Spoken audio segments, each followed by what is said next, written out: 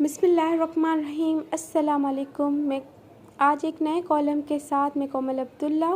آج کا ٹاپک ہے پیدائش سے موت تک کا سفر۔ اللہ تبارک و تعالیٰ قرآن پاک میں فرماتا ہے، بے شک انسان پر ایک ایسا وقت بھی گزرا ہے جب وہ کوئی قابل ذکر چیز نہ تھا، بلا شبہ ہم نے اس کو دیکھنے سننے والا انسان بنا دیا۔ سورہ یاسین میں اللہ تبارک و تعالیٰ فرماتا ہے، کیا انسان نہیں جانتا کہ ہم نے اس کو نطفے سے پیدا کیا، پھر وہ تڑک بڑک جھگڑنے لگا اور ہمارے بارے میں ہی مثالیں بیان کرنے لگا اور پیدائش کو بھول گیا۔ کہنے لگا ہڈیاں بوسیدہ ہو جائیں گی تو کون زندہ کرے گا؟ ایک کہہ دو کہ وہی پیدا کرے گا جس نے پہلی بار پیدا کیا، وہی زندہ کرے گا جس نے پہلی بار پیدا کیا۔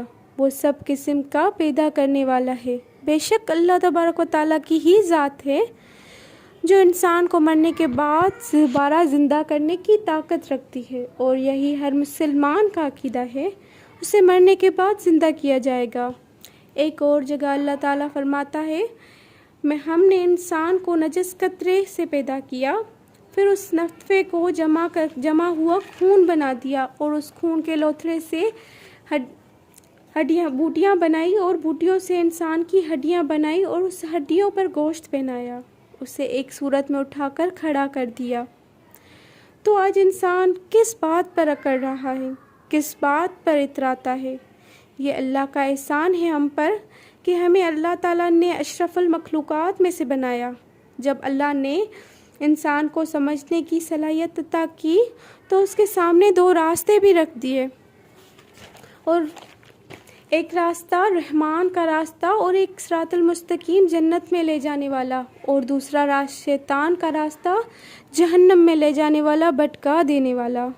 ان دونوں راستوں میں انسان اگر رحمان کے راستے پہ چلتا ہے تو دنیا اور آخرت میں کامیاب ہو جاتا ہے۔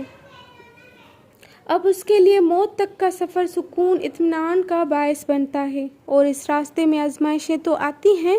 اللہ تبارک و تعالیٰ بھوک سے آزماتا ہے، تو کبھی مال سے، کبھی بیماری سے، تو کبھی آزمائش سے، اور کبھی اولاد سے۔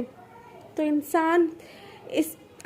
انسان اس آزمائش میں شکر اور صبر سے کام لیتا ہے، اور جس نے شکر اور صبر کر لیا ان کی زندگی موت کے لیے ایک بہترین تحفہ ہے۔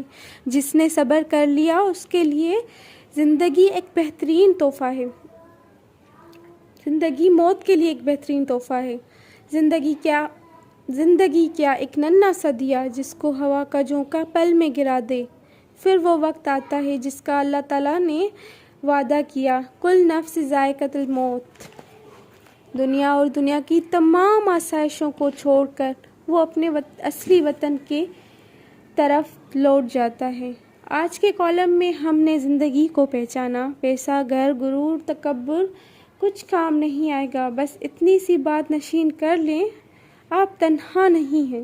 آپ سے پوری دنیا منہ موڑ لے، یہاں تک کہ آپ کے اپنے بھی آپ سے منہ موڑ لے، تب بھی آپ اللہ تعالیٰ کو اپنے ساتھ پائیں گے۔ اللہ تعالیٰ کسی کو بے آسرا نہیں چھوڑتا۔ وہی تو ہے جو ہمیں سیدھے راستے پہ چلنے کی توفیق عطا کرتا ہے۔ وہی تو ہے کہ کہتا ہے بندے کو کہ اپنے پاس بلاتا ہے۔ وہی تو ہے جس ہم ہر غم میں اللہ تعالیٰ کے پاس چلے جائیں۔ وہی تو ہے جو ہماری سنتا ہے۔ تو ہم کس راستے پہ چل رہے ہیں؟ اللہ تعالیٰ آپ کو اور مجھے سیدھے راستے پہ چلنے کی توفیق عطا کرے، آمین۔ کل ملیں گے ایک نئی ویڈیو کے ساتھ، تب تک کے لیے اللہ حافظ۔